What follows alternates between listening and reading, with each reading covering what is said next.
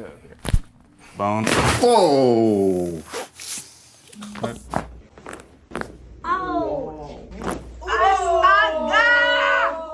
And welcome back to the 3-Hour News Show. You are now watching our signature segment, See the Stories. And we're gonna get our hosts to take a break for a while. And I feel like I need to take a break myself because my back is absolutely aching at the moment. But thankfully, I am with our friend from California, Mr. Tyler Bigenho, who is a chiropractor. Hey, Tyler, how you doing? I'm good. How are you? I'm good too, man, apart from my back that's in a bit of pain at the moment. I'm better than your back, you know? Yeah, I'm glad to hear it, buddy, and thank you so much for joining us.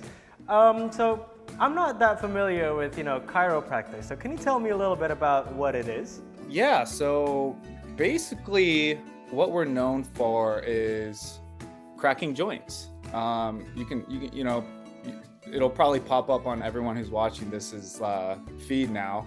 But basically what we do is we go through your spine and we figure out which areas need to be adjusted, aka cracked. And basically we do that and we relieve tension and take some pressure off of the bones and the muscles. And it can really help make you feel better. All right, well, that sounds very interesting. How did you get to, learning about it and then kind of getting not pulled into, that sounds a bit negative, but getting kind of sucked into this interest? Yeah. So when I was growing up, my dad's, I know like the motorbike thing in Jakarta, but over in California, we have really, really fast motorcycles. And my dad was an avid motorcycle guy. And if you know anything about California traffic, people don't usually pay attention and accidents happen. So he got hit while he was on a motorcycle like 3 or 4 times. And so I grew up with him having a really bad back. And he likes to garden, he likes to pick up pots and stuff like that. And every now and then we'll just hear a scream. My dad will just throw his back out. He won't be able to walk. We have a chiropractor that's close to us. His name's Dr. Tommy. And we would have to help carry my dad into his office. And I never really got to watch. I was pretty shy as a kid, so I never asked like, hey, can I come in and watch? But we would hear him from the other room. And, we would just hear my dad screaming, it'd be like, oh my gosh, like, what's going on in there? Screaming. And then eventually he just walks out and it's chill, everything's good. Obviously he's still a little like, it still hurts, but he can walk. And, basically I saw Dr. Tommy, and, I was a kid at this time. I saw Dr. Tommy as like a freaking like magician, I thought he was the coolest guy in the world. So I kind of started idolizing him. And when I was like 11 or 12, I started working out at his gym. And, just kind of idolized him throughout my life. And I've always been interested in it. And when I finished my undergrad degree, and I was figuring out what I wanted to do as a career, this came up and it was a no-brainer. I was like, yeah, let's do it. I could totally do that. So I kind of went for it. And yeah, over here, it is a doctorate degree. I want to point out that I do not consider myself a doctor.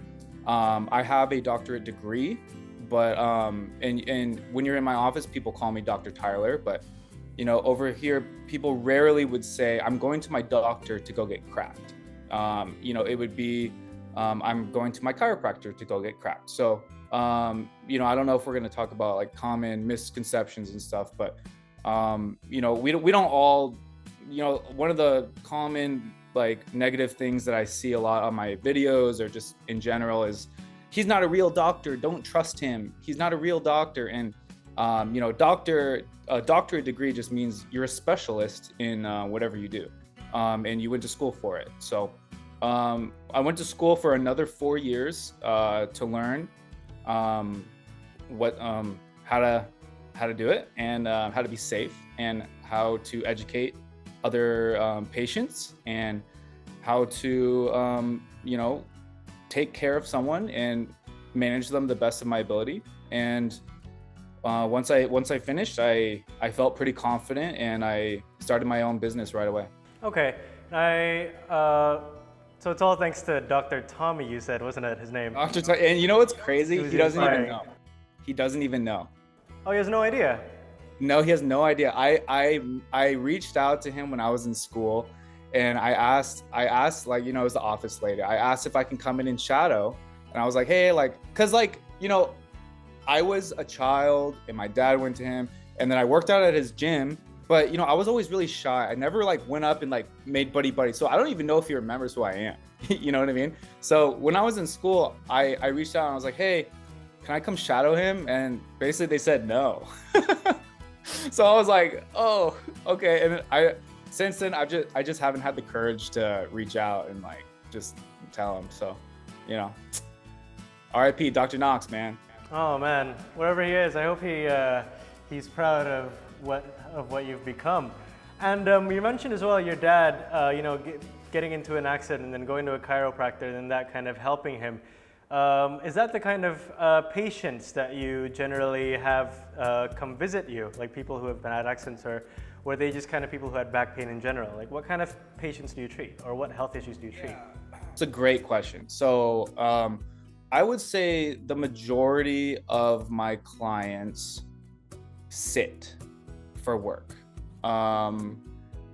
Or, that's either at a desk, or that's either in a car, or, they work from home, stuff like that. And they have just common back pain, neck pain, headaches, trouble sleeping, stuff like that. It's basically stuff that builds up over time because A, you have bad posture, B, you're stressed, C, you're not taking care of yourself, you're not exercising, you're not eating healthy, you're not drinking enough water, D, I don't even know what letter I'm on, D, you're not sleeping enough, and you're not sleeping in a correct schedule. All the things that we know we're supposed to do, you're not really doing those right. And we're all guilty of that. And our bodies are pretty good. Our bodies are pretty good at not really letting it get to us, but it builds up over time. And eventually it will come out as pain. And once it is, it's getting in the way of normal activities, and you see one of the videos that I post, usually the people are like, oh, dude, I think I need that, man. And they come in, crack, massage out, give them some advice, and they come back whenever they need it. But that type of buildup will accelerate after an injury like a car accident.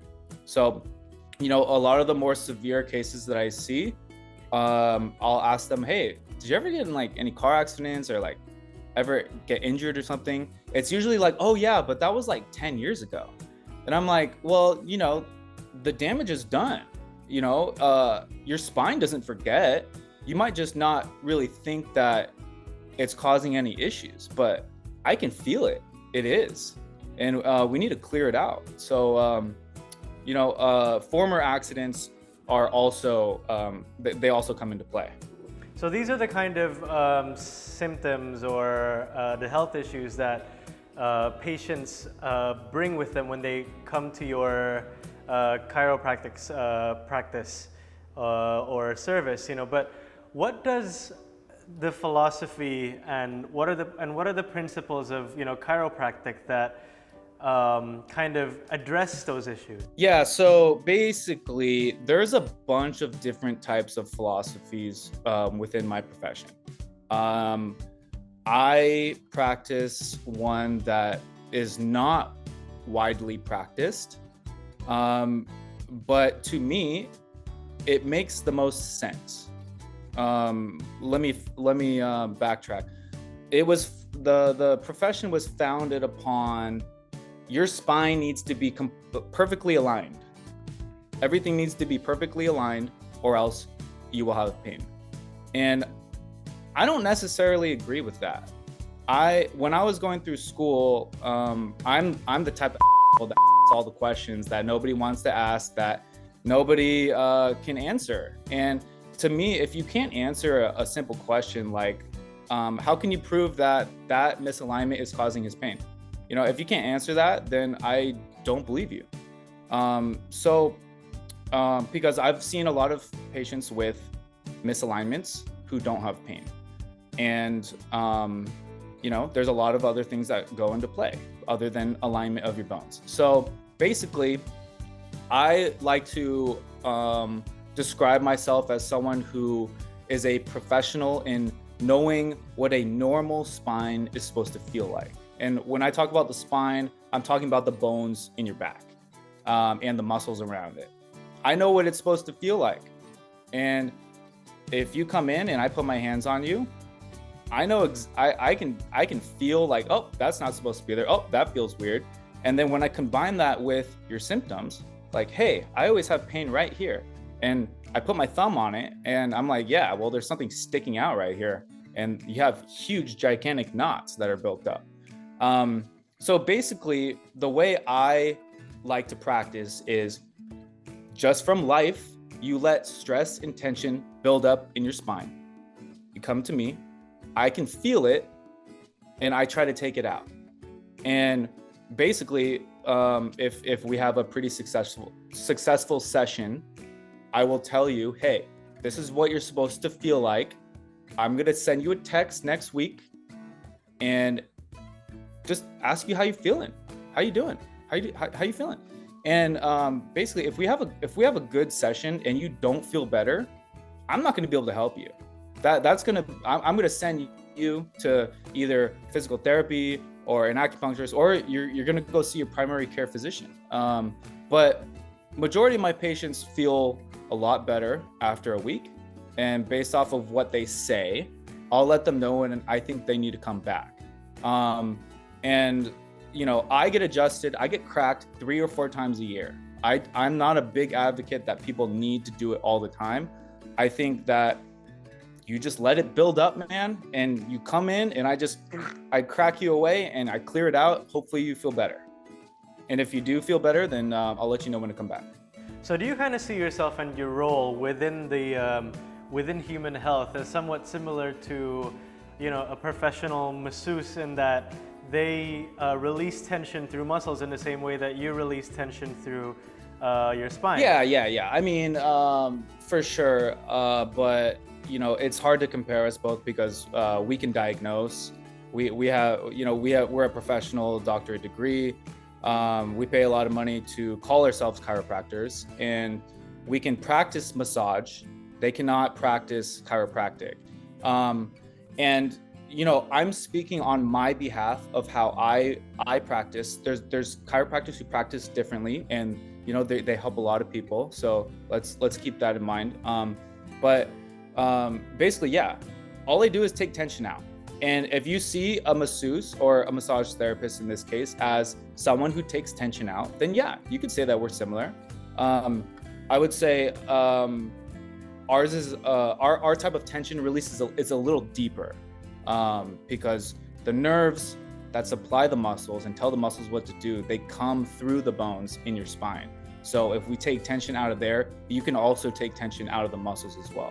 What would you say are some other common misconceptions or myths about chiropractic, or perhaps the type of chiropractic that you practice that you would like to address? Yeah, so I actually just went to Bali, and I treated a bunch of people for free, and I did take some private clients who wanted to pay. But you know, I've built a pretty good following in Southeast Asia, and you know, there are practicing people who call themselves chiropractors over there, and they're not that good, man. They're not that good. I don't know where they got their certifications from, but they're not that good. So, and they're charging a lot of money from what I've heard. And so one of the common misconceptions is that we're all the same. I don't know how long it took them to be able to call themselves masters or bone setters or whatever the hell they're calling themselves, but this was 4 years of everyday work. and a lot of money and a lot of time. And you know, out of probably 40 people that I graduated with, I would probably send a family member to about 5 of them. So very big misconception is you see one of my videos and you think that every chiropractor can do what I do. It's not true. I'm stronger than a lot of people. I'm quicker than a lot of people. I'm taller. I'm more aggressive. Some people don't like that I'm aggressive. Some people want like a softer, more gentle type of care. And, you know, other chiropractors are really good at that. I see the big dudes that come in and they want to get like, you know, freaking annihilated. And they want to feel better after. So that's one really common misconception. That's what I'm trying to change around the world. I want to go to different countries, make a bunch of content, treat a bunch of people so that the people in that country know what it's supposed to look like and know what it's supposed to feel like. Okay. So that, you know, we could stop giving business to these people who go to like a weekend seminar, and just, you know, say that they can do what I do, because you can't. Okay. Another big misconception is that, it's very dangerous. You know, part of the reason why we go to school is to be as safe as possible and to understand the human body and what its limits are and what to look out for when something is clearly wrong. So I pride myself in knowing how to spot out something that is unsafe before I treat people.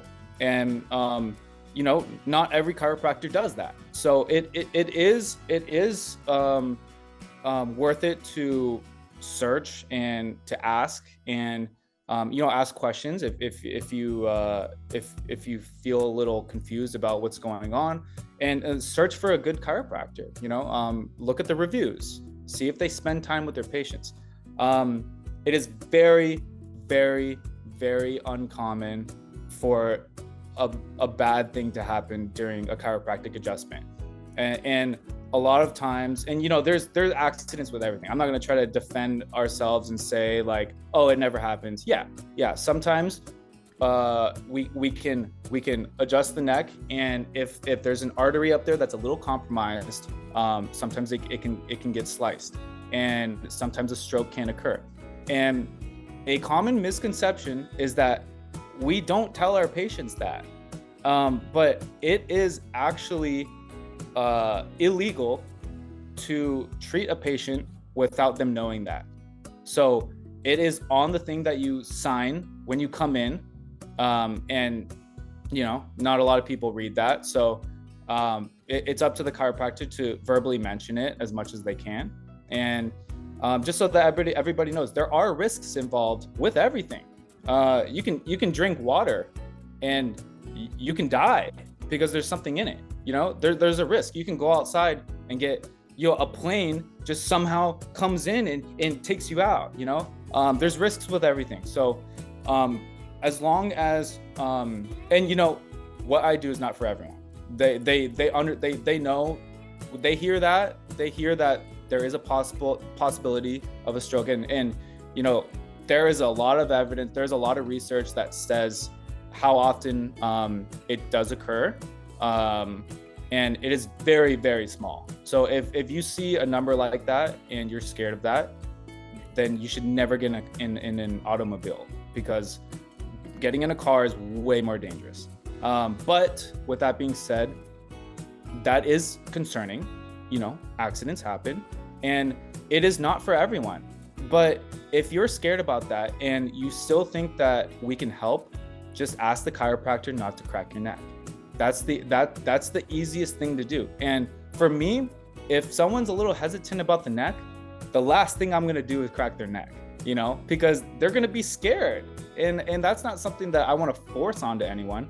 There are other ways to kind of relieve tension in the neck without cracking it. So that's a big common misconception. You know, a lot of people are scared of what they see online. You know, there's people who have stories of like, oh, my mom like died from a chiropractor or something. without, any sort of detail or sort of, story behind it. It's just like, yeah, she died. Yeah, screw that guy. He killed her. They're bad. And they think that, they get scared of that, and they think that if they go to a chiropractor, it might happen to them. So there are ways to be as safe as possible, and you don't have to get your neck cracked. Sorry, I like to talk. You can't give me a platform like this open-ended, because I'm gonna keep talking. It's all right, man. We're getting a lot of information, and I gotta say, I do agree with you in that, in the same way that there are good or at least subjectively good and subjectively bad doctors, there are also subjectively good and subjectively bad chiropractors and doctors that can, treat certain things that you are, certain issues that you are facing, and other doctors that can't, So, all right, Tyler, any final thoughts, man?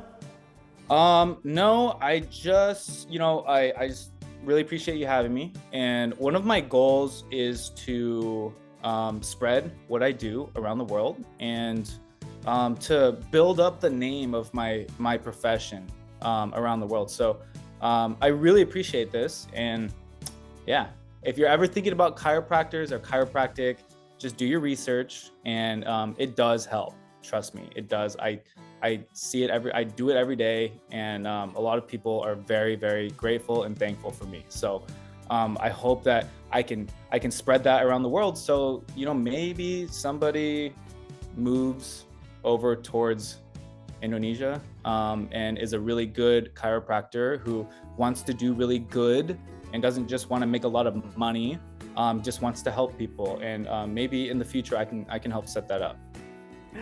All right, viewers, if you are, then there's the answer right there. If you're in Indonesia, or if he's ever in Indonesia and you need a chiropractor to help kind of crack your back a little bit, like I need mine, now you know exactly where to go. Tyler, thank you so much for taking the time to have an interview with us, and I hope you have a great rest of the day. Or evening. Yeah, it's nighttime. You have a great rest of the day. I will have a great rest of my night. And that was our conversation with Tyler Bigenho, a chiropractor in California, based in California, from Indonesia, who's here to spread the good word of good chiropractic practice. Anyway, that's the end of this segment, but don't go anywhere, because See the Stories will be back after the break. So keep it here on the 3 Hour News Show, only on See Today.